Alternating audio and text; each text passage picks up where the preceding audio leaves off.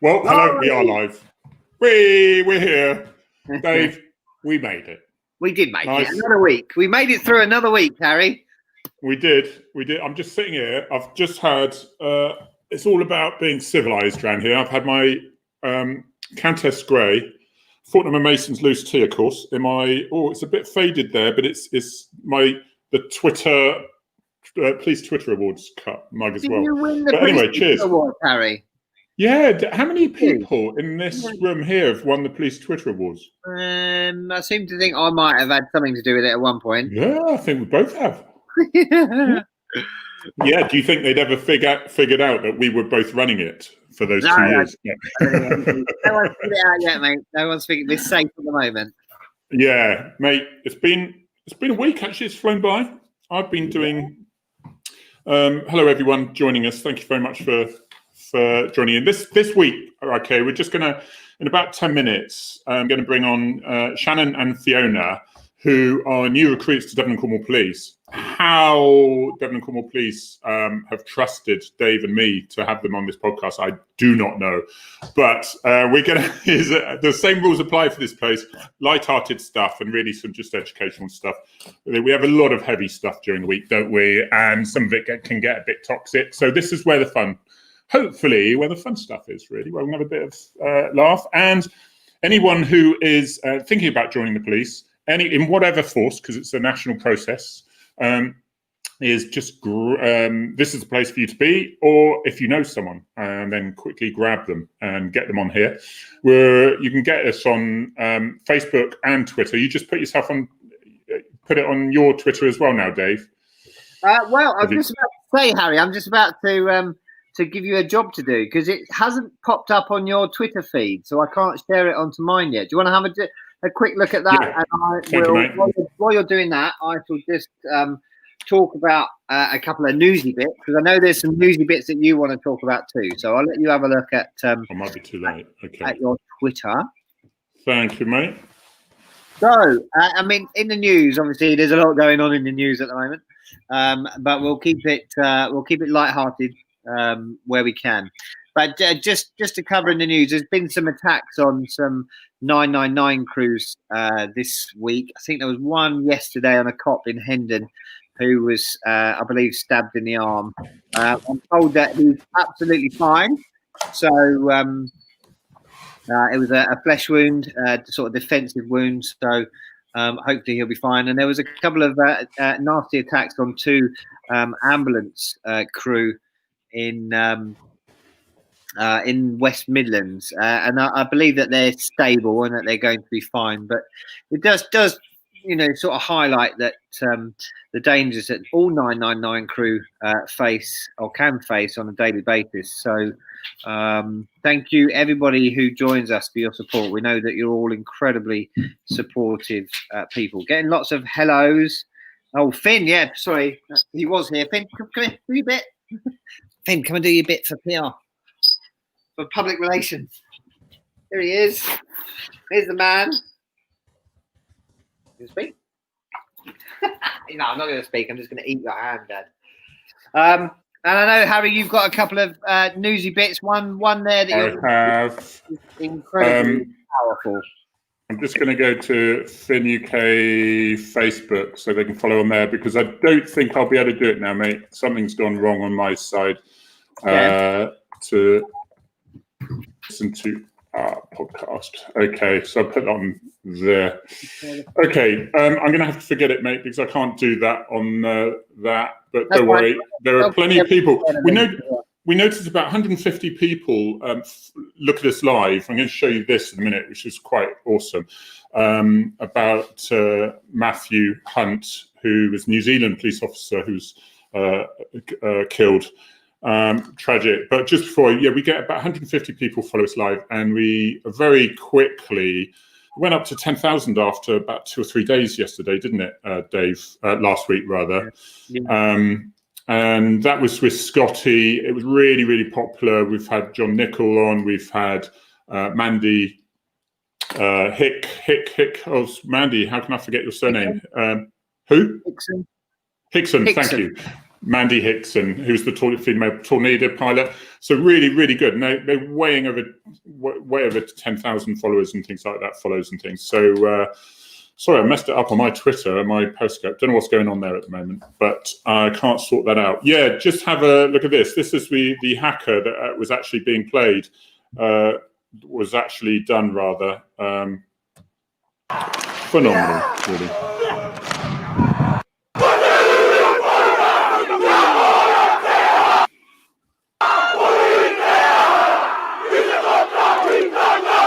Cracking, isn't it? You get so many New Zealand officers together, and they are pretty much in time. Look at that, powerful, isn't it? Yeah. I mean, it's yeah, it was incredible. I just thought it was pretty impressive, really. And here we go. Just take it off there a minute. It's all going wrong today. Say again. What happened to the officer? What happened to that officer? Said he was blamed. Do you know? I'm not entirely sure. Was it a road stop? I think it was, wasn't it? Really? Just see what it was.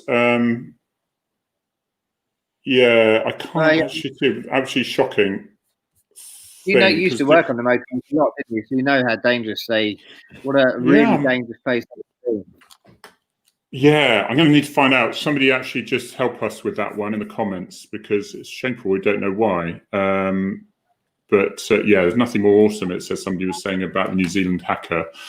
Shannon and Fiona probably know. He was shot several times on a routine stop, someone's just said. He was what, sorry?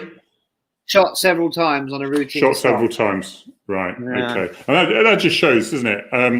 You know, you don't know. Look, I always put it down to, I don't know about you, Dave, but statistically, policing is probably, we sort of expose ourselves to danger, and I certainly did to a certain extent, but it probably is more dangerous on a building site still. And certainly as far as military is concerned, and a military in particular, the things they do, it's more people are killed in accidents and things. So, and it just shows really, that you just got to be cautious all the time. You just, but what can you do sometime with, I imagine, with that sort of situation?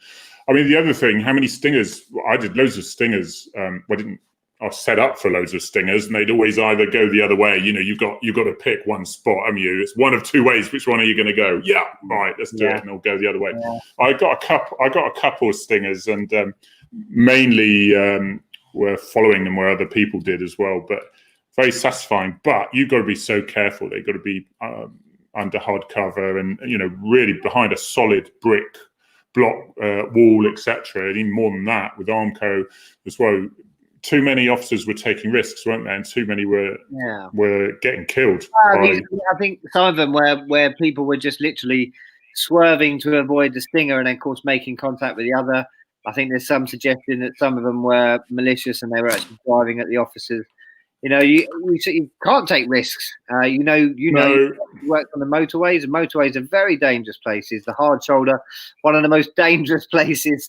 I mean, if people could actually see, you know, when we have this thing about, we have this thing where people are just driving along, and it's like they're in their own little office, and they're driving at 70, 80 miles an hour, and but they've got 3 lanes free, but they decide to take up lane 1 and go past the car that's broken down with a family in it or whatever, and they think that's nothing. But if you're standing on that hard shoulder, and like you and I have been, and in the middle of the night with the pouring rain and whatever, it is a hostile place, and I forget how hostile it can be. You know, a lot of people actually join us, and they are absolutely staggered by it, you know, how intimidating it is. What's Katrina saying? An unarmed police officers shot dead whilst carrying out a routine traffic stop. Thank you, Katrina. In the New Zealand city of Auckland, the first to be killed in the line of duty in the country since 2009. Okay, the officer was one of 2 shot. after attempting to stop a car in the suburb of Massey on Friday morning. Police Commissioner Andrew Costa said at a press conference, police spotted the vehicle of interest on Friday and attempted to pull it over. Costa said, but the car drove off. Right.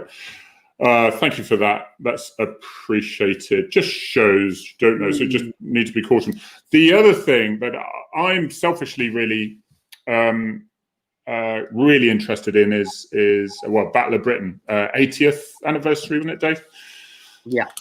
This week, and I watched the Channel 5 thing on the Battle of Britain. Absolutely brilliant footage with the current Spitfires that are flying at the moment. I was reading up I'll tell you where, was it in John Nichols' book, but I was reading up with Spitfires and how much they cost. They were like 500 grand each or something stupid. No, 50,000 each or something. Even then, back then, they were a phenomenal amount of expensive. And they used to get whole villages to collect money and then buy, put towards making another Spitfire. And that's how they used to do it. So this is the one. People might realise that my dad was really, really old. When I was born. Right. He was 60 when I was born, so he flew one of these and didn't say Rolls Royce on there at the time. In fact, I probably know this pilot because I was lucky enough to have a beautiful machine. Beautiful, isn't it? And if people are interested more, they've got if they're interested more, they've got on my YouTube channel, I've got a video of me and a Spitfire, and I put my dad's voice narrating over it because he was interviewed in a radio interview, and it's absolutely fantastic. He talks about Spitfires then. He died when I was 18 a million years ago, and that's that. But it's a beautiful beautiful aircraft from Duxford. So Hazel Milnes has said that she's that one's flying over the hospitals today. We saw the one leaving Duxford to do its NHS route the other day, and we saw the one coming back for, and deserves a mention, the funeral for Dame Vera Lynn yesterday. Now and then we do get buzzed by them coming in and out of Duxford, which is just amazing. You can hear that beautiful Merlin rumble. Oh, yeah. I mean, I remember him saying, so they basically dump all the weapons, just have cameras because they replaced the weights. They had no form of defense apart from height and speed. And he actually mentions in the interview how the contrails were the ones that gave them away, because a fighter pilot could have a look and then follow the contrail, contrail all the way back. Anyway, here's your. I don't need to put him on there. Fine for a man. I mean, you could see he was actually. He must have been 30 when the war started. I mean, everyone you hear about is they're sort of 18 and 17, and because he was already flying, he felt that he couldn't go into a fighter squadron because the 18-year-olds knew how to fly a lot better than him. So he went to air reconnaissance instead. Pretty good stuff. So anyway, thank you. Nice one, Dad. And someone said that are we in competition for our names? And apparently my name this week is much better than yours.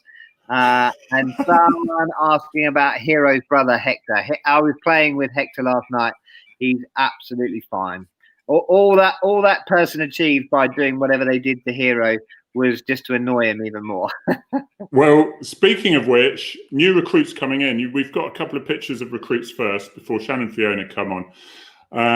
We've got, first of all, I'll put this was a certain recruit.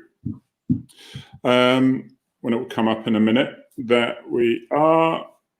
So, here we go. His first recruits coming up. Now, Finn is one of those, isn't he? Yeah, he was one of 11. So good luck trying to pick which one he was. Yeah, that means you probably don't know. No. I have tried over the years to try and identify him, but I can't. Yeah, and then we've got some slightly popular ones as well, haven't we? So of Hero as well, haven't we? So I like this. First of all, his fin again, isn't it? So we'll just have a look at Finn there. He is. Look at him. He does. You can see he's so young. 5 or 6 months old. There, he's such a cutie. You're still a cutie, aren't you, Finn? Yeah. He grew into his ears like they all do. Then I take it. Yeah. But we'll share some more as we go through. But I need to also put this. It's I'll tell you what, it's tricky. I need a production team, please, behind this, and then you'll get some pretty decent stuff. Because it's yeah, there we go. Right, okay. I wanted to shove this photo on of Dave when he was a new recruit. Now, have a look at this, because this is, I saw him. If I saw him, I'd probably have arrested him, to be honest. Right, here we go. Here we go. Right, there's. That is great. What you can't see is I've cropped it out. My old chief constable is stood next to me, and this is a 26-year-old South London boy, sort of realizing his dream, if you like. And I think there is a bit of a cheeky smile there, as if to say, "Blimey." With the start, here I am now. And I think that's pretty much how we all felt, isn't it? It's how we all feel. There you go again. Love those shirts. Bloody look brilliant. how skinny I was. Yeah, look at that. Yeah. No double chin. You grew into your ears as well, I see. No, not really. I've got a little way to go yet. Right. Well, it goes without any further ado, I think we have got to bring on Shannon and Fiona, who are very kindly, Devon and Cornwall, very kindly, thank you very much for lending me 2 of their finest new recruits. And so hopefully we'll give them a good welcome. Well, I'm sure we will. I'm sure we will. So here we go. Shannon and Fiona. Is that in the right order, such as Ant and Dec? Is that correct? I think so. Are you just known as Sharon and Fiona? No one's going to know which one is which. It's just. Brilliant. Okay, Shannon. First of all, thank you so much indeed for coming. And I half didn't expect it, I must admit, because but then I've got to say, yeah, nor did you. Did you sort of wake up having been press ganged with a coin in your hand, like in old many centuries ago, how they used to find sailors, I think, but after a drunken night out. But no, really good. There's going to be loads of people out there who are going to be really interested in knowing the procedure, how you've actually joined the police, why you decided actually it was a career for you, and basically was it what you expected? Because there's so many various ways, various things that have gone on when I've heard from recruits in the past. And it's a scary old process, isn't it? Because you so desperately want something, you invest so much time and effort into it, and then you finally get there into the recruiting process, which is just phenomenal. So first of all, congratulations, brilliant stuff. And you're also doing the with Devon and Cornwall, they do the degree side of things, don't you? Yeah. As well. So it will be an interesting process to go into that and have a look at that. I'm just so gutted I haven't been able to get my Periscope on, Dave, and I can't think how I can join it at this late stage. But let me have a think. But tell me, did you go to university, or were you in college, or what? Shannon, first of all, how did it all start for you, and how did you actually think, do you know what, I might want to do that? Well, I started as a detention officer and was given a good nudge by my sergeants, colleagues and inspector to take the route that I always wanted to do. And I was only in custody for about 18 to 20 months maybe. So I moved quite quickly from the process to officer. So yeah, it was always something I wanted to do, but I just needed It always sounds strange. It always sounds strange there when you say, well, I was only in custody for 18 months. You know, people overhear that as they come in. Not literally. Just especially with the headlines this week about police officers and criminal records. Turn your life around. I mean, detention officer. That's quite a role. I mean, I take my hat off to people who work down in a dungeon, down in custody. I mean, that must have been a massive eye opener for you to there's no getting away from the good, the bad, and the ugly down there. It really is an eye opener to whether you want to do the job, isn't it? Yeah, it was. You see a lot of people in different types of life walking through custody. And yeah, I suppose from the moment I walked in, I knew this was the role that I wanted to take, and this was a good stepping stone, really, going through to custody. You get to learn a lot, see a lot, and be part of a really good team and organisation that are happy to carry you through the process. And so, Fiona, what was your situation? How did you get to the point where you thought, do you know what, I'll make some inquiries and put an application in? So mine was actually completely different. So my background isn't at all policing, other than the fact that my parents were both in the job. So that probably had a massive part of the drive to join. But I did my A-levels, and then I actually went to university, but it just wasn't for me. So I ended up dropping out of university after just 2 months of being there.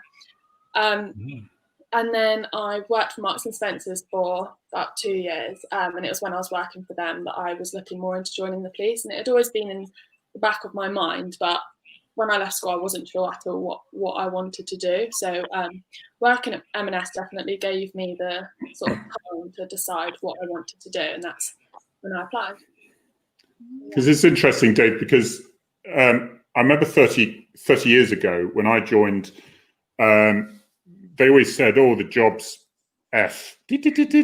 And so whatever generation is, you make it your own, and you make, and some parts of it are infinitely better, and some they just change, and I'm just wondering with two parents, because I can tell you now, my two 21-year-olds are showing absolutely, in fact, I don't know if they know I've been a cop, to be honest. They couldn't be less interest, right? And if anything, I've put them off. But did you obviously, they obviously came home and they were quite positive about their experiences and all that, were they? Yeah. In front of me, they were. I don't know what went on when I wasn't there, but definitely when I was there, they were very, very positive. Both my parents have absolutely loved it. So I've always heard very positive stories about the job and the environment, and like the rewarding side of the job, especially, and the variety of different roles you can go on to, like in the force. So yeah, I've definitely had a positive outlook on it since being very young, which has definitely helped with my application. But where are you now, both of you, in your process? Whereabouts are you? We have 6 weeks left at HQ, and then we are then on to 12 weeks of PDU, and then out to our stations from there. Okay. I'm gonna put something up now, and this is where I've known plenty of people to be described like this, and then you see them in action on the street. Ladies, you both seem far too sweet and innocent to be police. Good for you. Well, believe me, don't be lulled into a false sense of security. Is what we often find. I mean, my wife's a cop, and actually, I think out of the two of us, she's probably she's not nasty. She's a wonderful cop. She's the one I wouldn't want to get into a fight with. Let's put it that way. Yeah. Well, I don't know. I think Hero's probably the one I wouldn't want to get in a fight with. But he was busy last night as well. So you've applied. Now, what is the process? Summarise really what the process is, because it seems quite long and drawn and quite complicated for some. What was it for you guys? Yeah. So we both applied at a similar time. So Shannon applied in July last year, and I applied in August. So for the two of us, it's actually been a really quick turnaround since applying. Like a year ago today, neither of us had actually applied, but we're sat here towards the end of our training. So luckily, we both got in first time, which is obviously a really great achievement. Yeah. But it was there's lots and lots of stages, but it was all quite condensed in. So we were never really waiting too long between each stage of the process. So the first bit was our applications in July and August. The online test that we had to do, and then we were quickly invited to fill out the application form, which I submitted around September, and I think it's about the same sort of time. And then we both got invited to the Search Assessment Centre, which is like different forces use a different Where was that? Okay. Is it nationally? Yeah. We were actually on the same one as well, which was quite cool. strange. So that was nice to see a familiar face. So nerve-wracking. So is that like where they do? Is it a one day, or is it a couple of days, or? Ours was the morning, so it was from 8 till about 1. Yeah, I think. And yeah, like Shannon said, we were on the same one, which is very strange. But it was a very intense day of role plays, interviews, written assignment, maths exams, and an interview as well. We packed into about 5 hours. Yeah. So it was very intense, but it was a really good experience actually. I had a similar experience with Marks and Spencer to get in an assessment centre, so they were quite similar in a way, which definitely helped with my preparation going into this one. What was the preparation? Because I mean that's some. I mean, Harry, I can't remember how many times you was it 2 times for applying. Yeah, where some people. That is where some people stumble. But you know what? Yeah, I got it on my second. Yeah, I got it on my second time. What you can do to prepare yourselves for that sort of thing. I mean, I know there used to be books, didn't there? When I joined 18 years ago, the PIRT books, is it? Is there preparation? Was there people out there that gave you advice? What do you recommend for other people? Being internal, so I had really good support from sergeants and inspectors and fellow police officers that were really, really good at wanting to put themselves forward to help out and guide you along the process. I think you've done a course. Mine was more. I didn't have the internal support that Shannon had, so mine was a lot of hard work and flashcards. Flashcards. A lot of reading. Yeah, there's lots of books you can get. I got some books online to support me in the earlier stages of the application process as well. So there's really good books out there for the 2 tests you do at the start, which Shannon didn't have to do because she was internal, but I had to do a behavioural styles and situational judgment test. So the books were really useful and supportive. So they're quite tricky because people don't know. People often ask me, what should I read up on? I say, well, I'm sort of 30 years out of date, unfortunately. So I always advise them to go and hunt people down like you who've just gone through the system. But because I would be paranoid about, do they want you to be quite positive, quite, obviously confident in your way, but then how they might, they think I'm being overbearing now. Have I got to back off and let them, give them a bit more space and be a bit more patient? You just say, well, what do they want? And I'd get tied up in thinking about, which I had all the way through the career with instructors and things and tests and things, is what do they think I should be doing? What do I think they think I should be doing? And I'll try to do that instead of just getting on with it. In the last sort of 10 years of my job, I just thought, I'm going to do it. And if it's good enough, it's good enough. If it's not, it's not. But did you feel a bit like that? Yeah, and there is a blue light course out there for people. I didn't personally take that, but there is a course out there that will support people. And I think it is run by an ex-officer. Right. I'm not sure the process of it. I haven't used it, but there is a lot of support out there and a lot of books that do help people get through. But just being you and going in and taking each step as it comes, because it is quite a long-winded process. It's good you said that, because I've always said that different people have different skills. Like the 4 of us here have got very different strong bits and weak bits. And did you say just be you? Because did I hear that right? Because that's what I recommend people do, is don't try to, Harry did this. So make the most of your own strengths, and then you'll shine. Don't ever do what Harry did. Don't ever do what if Harry did it. Don't do it. Don't even do what I'm doing now. God's sake. I step on so many minds. It's really easy to get drawn into trying to go in and tick all of the boxes. So you do, I think, the more you can be yourself and try and stay away from just doing a checklist type approach, the better. I think that's what they want to see as well. They don't want police officers to all be the same. Good. Your skills. You've got to bring your life experience. Got to bring, everything that's you is what you've got to bring to the job. Otherwise, the job gets stale and boring, and we all behave the same, which isn't right. So now that's I've looked around every section that I've been on, and from Plymouth to Exeter to ARVs, that side of things, each individual is completely unique from the other. I mean, they really are. So it would be horrendous if there were clones, in a section, and that's what best. And that's why I've always said, you. Hi, Jem. That's why I've said we should always, make the most of different people's skills. And the first thing I learned as a sergeant is, is learning to pick who's best at everything and not pretending you know everything. Yeah. People, like you said earlier, people have their strengths and their weaknesses, and I think it is your job as I don't want to say a manager because I don't like that term, but as a leader to try and pick. Fiona's going to have strengths that Shannon doesn't have, and vice versa. And it is about your job. Blimey, look at that. To try and that's my dad's front garden. No. Yeah, whatever. How does the university course kick in? Because obviously Harry and I have never been to university. I think we barely went to school. They would laugh. They would laugh at the door at me. Yeah. I think they would have if I went to normal university. They might have laughed at me as well. But I think having the degree alongside the course and the job that you've always wanted to do really helps because you're more motivated for it and willing to learn and put yourself forward.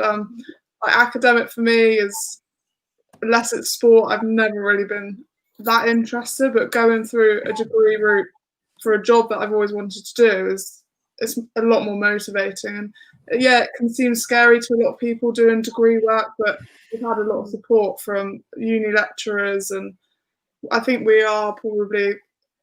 And then Fiona, then, because so Shannon, you went to university, but Fiona didn't. Oh, you didn't. Yeah, I went after my A levels. I went to Bath University, but it wasn't for me, so I dropped out. But this university course that runs alongside the police, so we're technically students at the University of South Wales. Right. However, it's so different to a normal university course. Like, I've never been to that uni, and I'm assuming you haven't. So we don't actually have to go to the uni or step foot in the uni. By the time we've graduated from that course, we probably won't have ever been there because the lecturers come to us and teach our class, and then a lot of it is just remote. So we do our assignments and submit them online and get our feedback online. And so you're not allowed to get drunk every night like we normal don't get students. Unfortunately, no. Once we pass out. How long is the course? 3 years. Oh, it is a proper 3-year degree course. Yeah. And can that go on? Because obviously that's I've never went to university, but is that's the undergraduate? Can you go on to undergraduate, like Bachelor's of Science degree in professional policing practice? So I guess internally it'll be more recognised than externally, as opposed to most of the degrees. But it's definitely helping us in the work that we're doing and like the things that we're learning at HQ within Devon and Cornwall Police, working alongside the uni. They do work together, and the exams that we've sat so far are all set by the university, so they do work sort of in collaboration with each other quite well. It's good. So help me here, because I've never been to university and I'm a bit thick. What do they cover? Is it about human behaviour? Is it about criminology? What is it? Scenes of crime?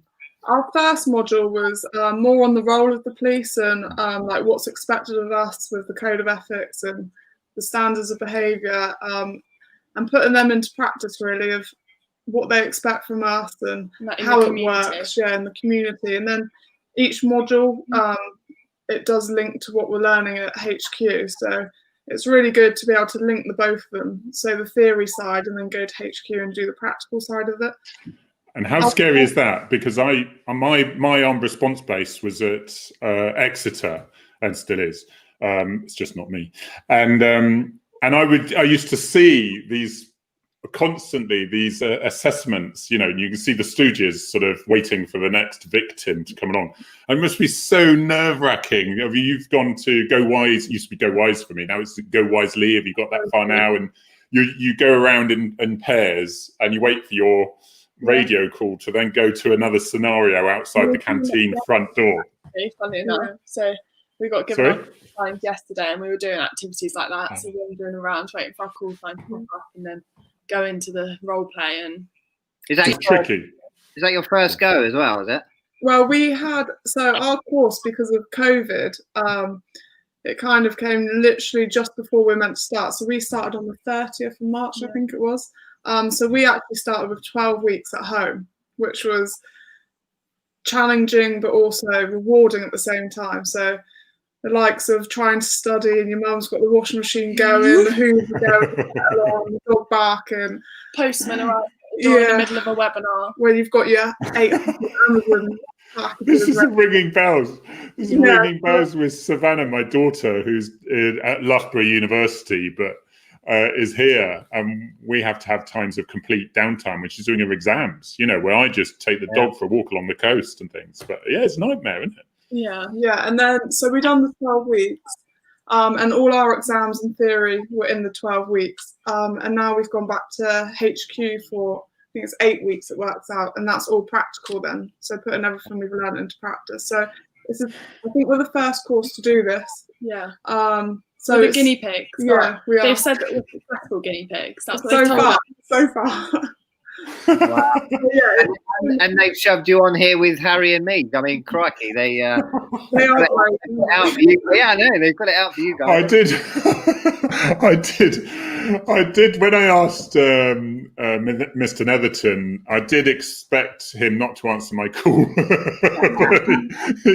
As usual, do you know what? I am Shannon and Fiona, you have chosen a brilliant force, because honestly, they are so forward thinking, and with Sean Sawyer, the chief, and Mr. Netherton there, it's just lovely that they're able to say, there's a little risk, but let's do this. And because I think hopefully this will take the little mystery away for a lot of people who think, well, those two girls look really normal. They didn't look like,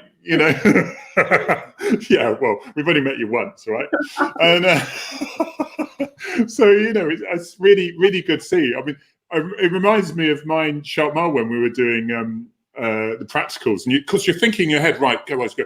So, and then somebody's shouting at you, the stooges say, why? What have I done? What have I done? And you're thinking, right, what's after G?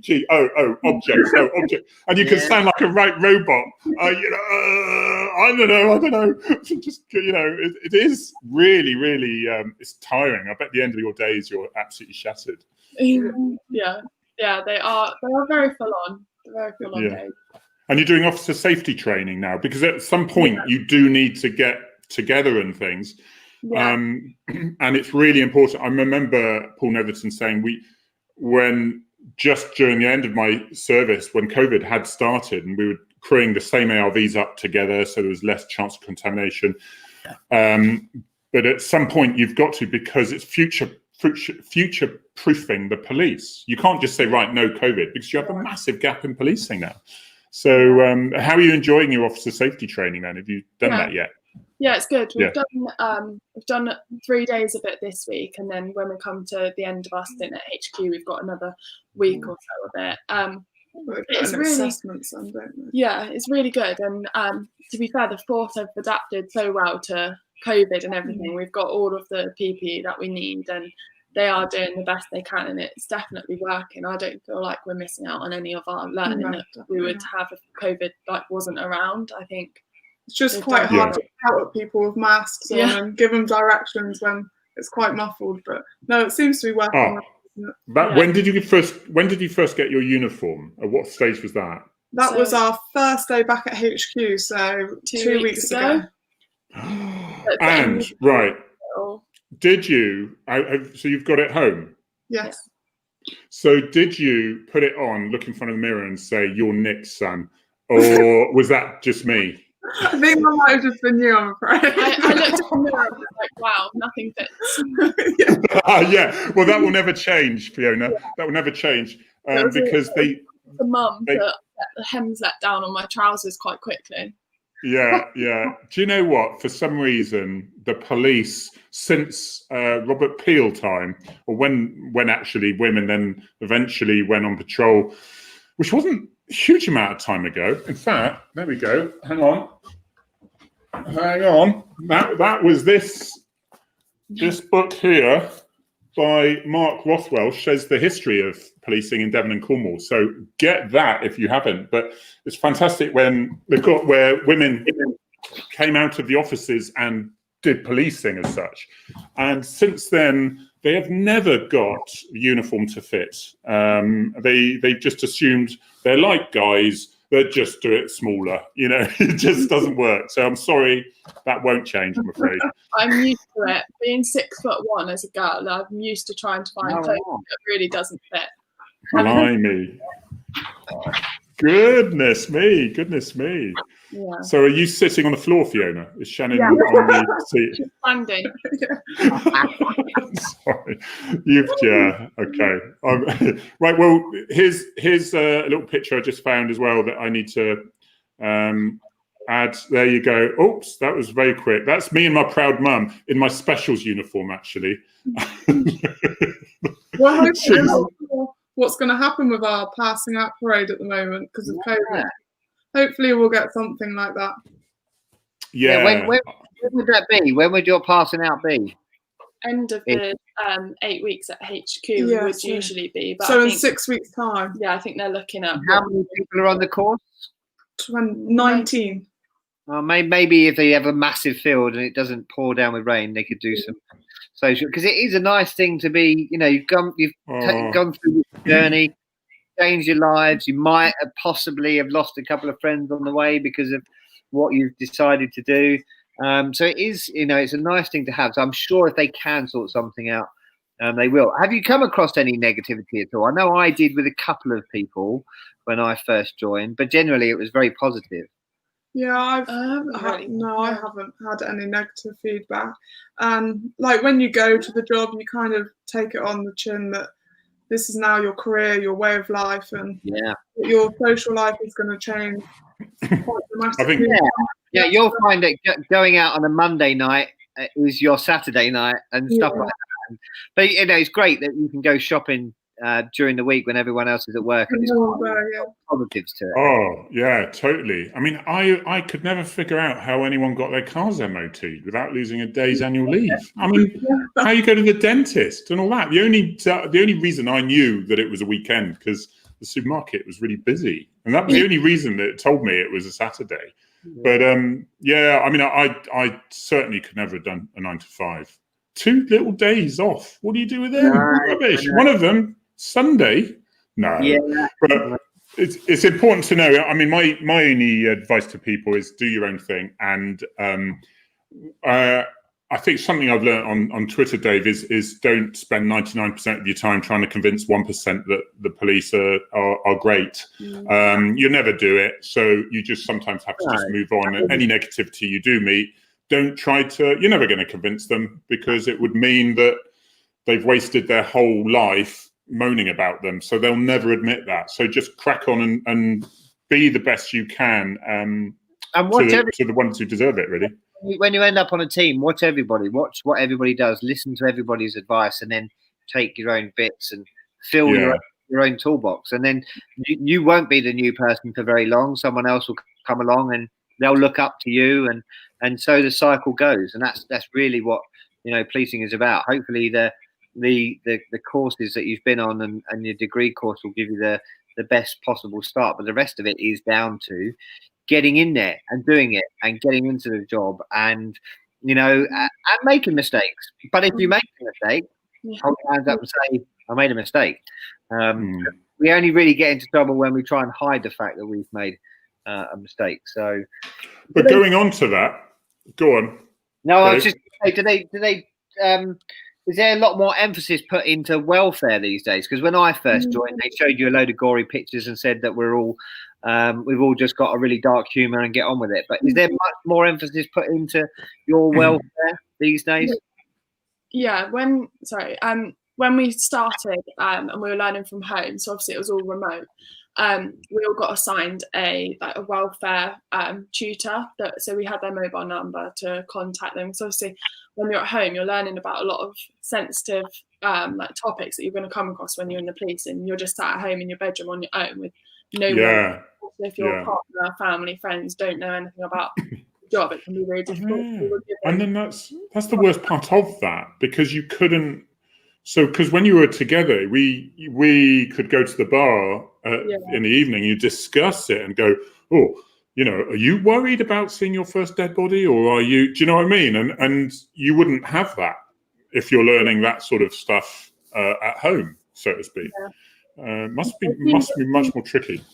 Yeah, they've been really, really supportive, especially not being able to see us. Like we haven't. There's some of our trainers that we still haven't met with the number of courses that are going through at the moment. But that they're always at the other end of the phone, so it's like it's a really good way of working considering the circumstance. Dave, I wonder if we pan Shannon and Fiona's camera out, whether there's an ARV pointing a gun at them. So just... Jonathan's there going, don't say that, don't say that. We were the first group of British policing to swear our oath online to the magistrate as well. He came on. He was upside down, so that he was using technology. So that settled our nerves a little bit before we managed to it. Yeah, it was quite interesting. That's a leveler, isn't it? That's a complete leveler. We've had some very funny situations online. We had one webinar where one boy on our course got asked a question. He turned his mic on and started talking, and his computer turned him into some sort of like duck, and his understand it, and it was you couldn't understand a word he was saying. It went on and on and on. So he couldn't speak to us that webinar. So even though we've been 12 weeks at home, it has been a lot of fun, and you get each other through it. And now we're at HQ. I think our first day kind of felt like first day at school, meeting all your new friends and getting the uniform that looks like your dad's hand-me-down. But no, it has been, and anyone wanting to join, it's definitely a good path to take, and hopefully you have as much fun as what we've had. But somebody just started. Go on, Harry. Somebody was asking, what's the best part of the job, Dave? Oh gosh. For me, it's sitting in a field with my dogs. Sorry. My dogs are absolutely incredible, and I love training other dogs as well. So for me, it's dogs, and more dogs, and great results as well. We had some fantastic results last night. So for me, it's that. You, Harry? Yeah, you did.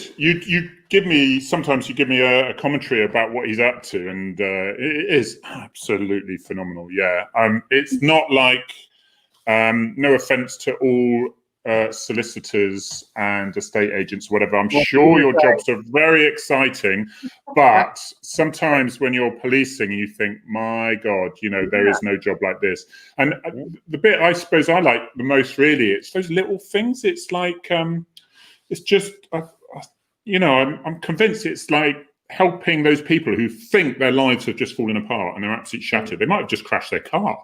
And by the time you've had 10 minutes with them, they're like, oh, thank you so much. Right. Okay. Now I know what I'm going to do. I know what to do about insurance and things.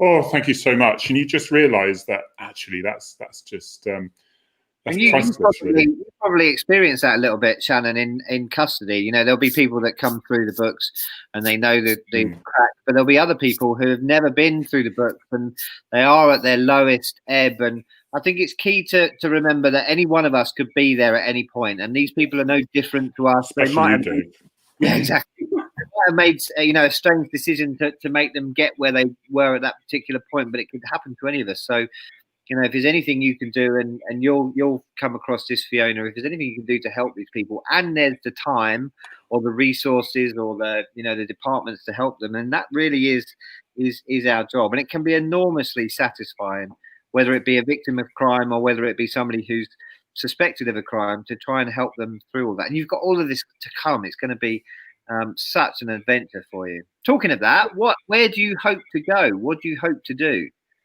Just saw someone ask that, dogs or gins. I'm assuming that was guns. I was going to say I'll stick with gins. Yeah.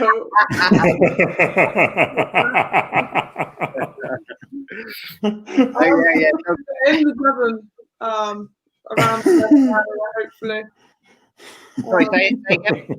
Around the Devon area for us both. Yeah, so I'm going Plymouth way. and then Plymouth. hopefully be Exeter way. Yeah, so Shannon's posh end of town then. yeah, obviously.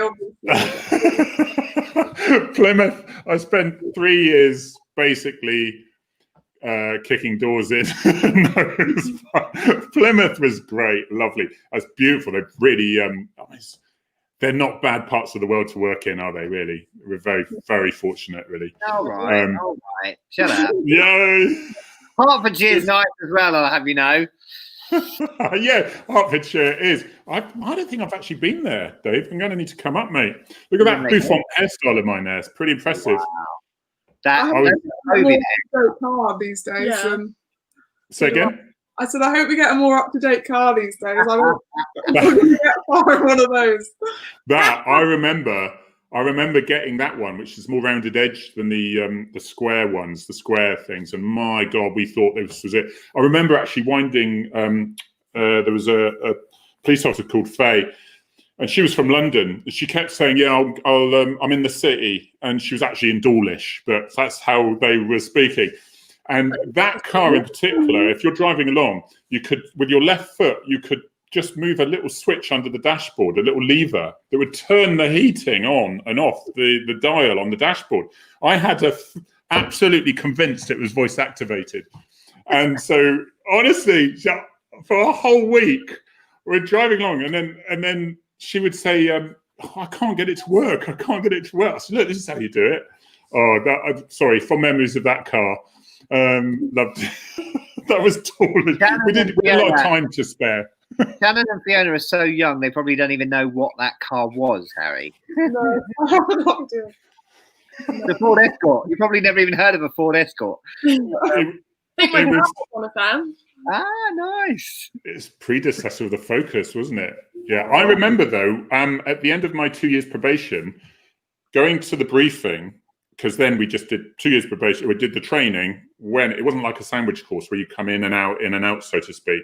And then at the end of my 2 years probation, I got handed my training. I got handed the keys with a Panda car. No training, no nothing. It was like a couple of days, I think it was, familiarization. And I was literally then. No, those days have changed, honestly. But I'd be interested to know how you feel, because a lot of the time when you are out in the streets, you do feel a complete fraud, a complete fake, and you go, my God, they're going to find me out. You know, how can I be wearing this uniform driving around? You know, it's just, you do feel like that, but because people expect you, even though you're day one, people expect you to know everything. Yeah. And I remember that. I worked in a busy market town, St Albans, which is a very busy market town. It had when I first started, something like 157 pubs or something. It was in the Guinness Book of Records at one point, the amount of pubs. And I remember going out on patrol, and it was with my sergeant, obviously guiding me, but he wasn't going to say a word. Everything was down to me, whether it went right or wrong. And these people come up to you and you're praying, you're avoiding eye contact because you're thinking, don't ask me anything because I don't know anything. And of course you do know it because the training is so good. You surprise yourself with what you know. Is there a particular way you want your career to go? Do you want to eat crayons like Harry did, or do you want to be a detective? Or I think obviously until we get out there, it's going to be a different world to being at HQ. So I just take every day and week and month as it comes, but hopefully get a good stint on response and learn the big. I mean, I think it's probably the best place, response, for learning. And that was really wise thing to do. Is people say, you know, how long do you have to do all that other stuff before you can be an armed response officer? And I'm like, yeah, it's not an armed security guard. You know, you need to be a really good cop first. If you're joining not to be a cop, then don't bother. You know, and I was working with some incredible people around the county last night, and when you go into a specialism, you become so narrow that your field of expertise is very narrow, and you don't really know much. These guys that I was working with last night, they knew the answer to everything. They know all the legislation. They know all the procedures.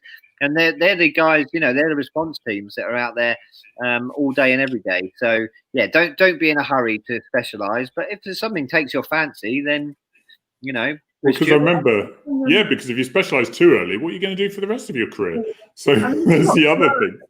Policing's it's varied in so many ways, and I think just going out on response and learning what you can, there's a lot to learn, and there's officers now that say we're 30 years in and we're still learning. So I think until we're out there and you've got a route that might take your fancy, I think response is the way to go and to learn a lot and get a lot of experience. Yeah, you could if you wanted to, you could do a different role and change your role every 2 years and still not even scratch the surface of the number of roles there are within the police. So that, the world is your oyster. You will find something that takes your fancy, I have no doubt. And even if that's response, we've got some incredible officers on response that have been on there for a very long time.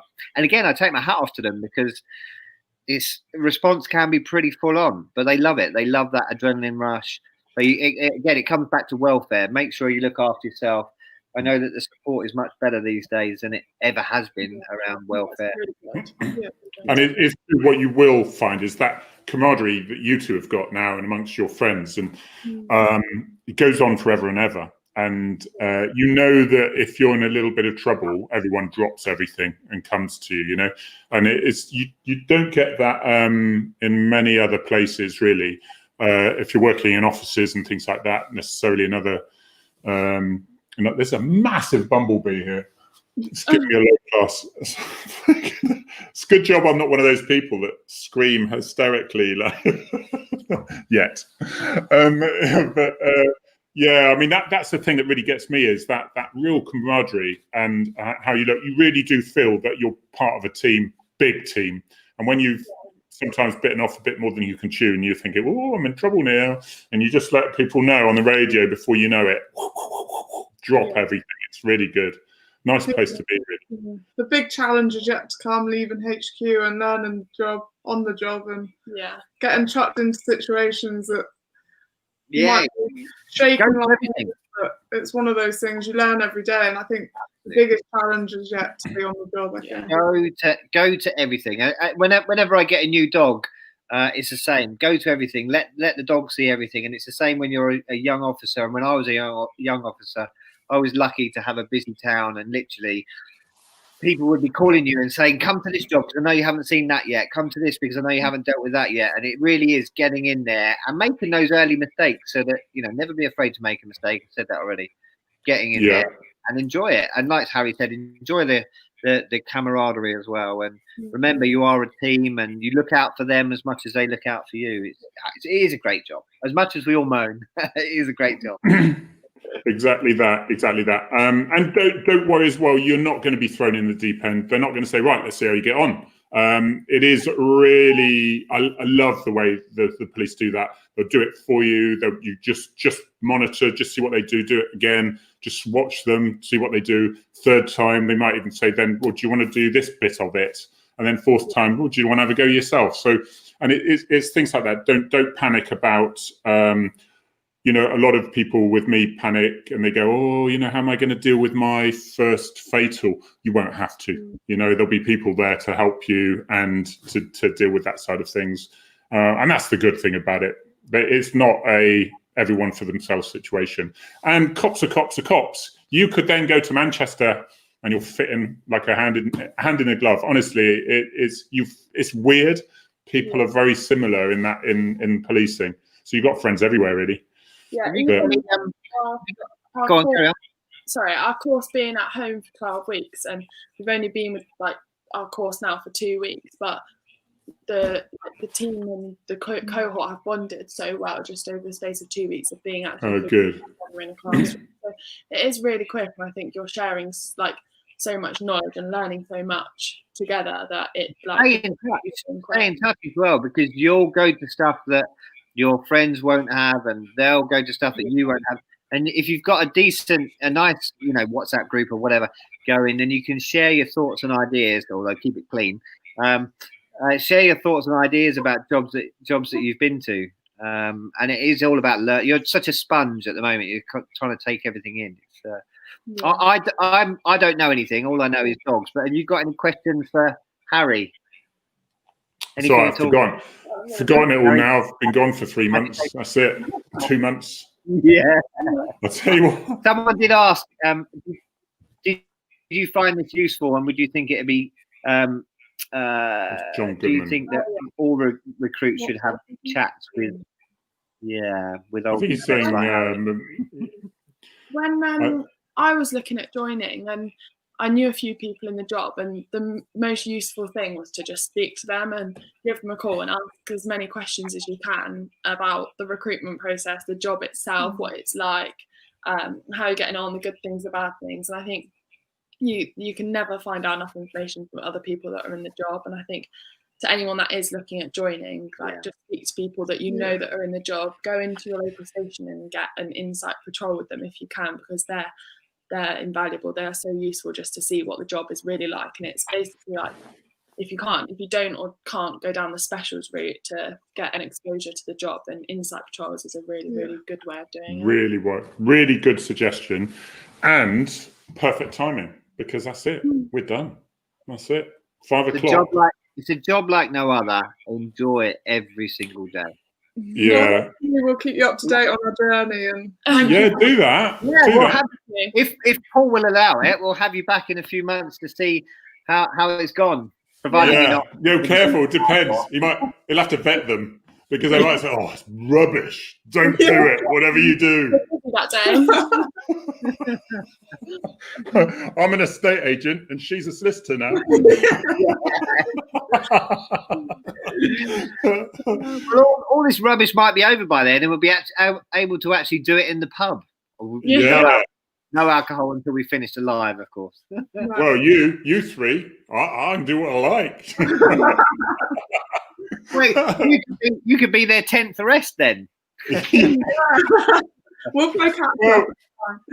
I was thinking that now, because if I get into trouble now, I'll just get off with a caution now, wouldn't I? Whereas if I was in the job, I'd have got probably sent away. So yeah, you would, yeah. See, how we were feeling at the time. Yeah. Yeah. I don't get away with just a caution this time. Hey! Now that goes back to the comment I said about sweet and innocent. Yes, that's what it needs to be. Ruthless. Girls, thank you so much indeed, Shannon and Fiona. Really appreciate it. We'll be putting this on YouTube. We'll be putting it on Facebook and Twitter. And I will, and it's also a podcast. So people, if they just search Thin and Firearms, and they can get it on podcast, just audio only, and go from there. And yes, it would be great to speak to you again later on in the future to see how you're getting on. And fantastic. We'll be here in 20 years' time going, right. I'll be like, oh, how are you getting on? There'll be ACCs and chief superintendent. Yeah. They'll say, can you make an appointment with my PA? We'll see. Well, thank you very much for having us. Yeah, thank you very much. Thank you so much. Take care, everyone. Cheers. Bye.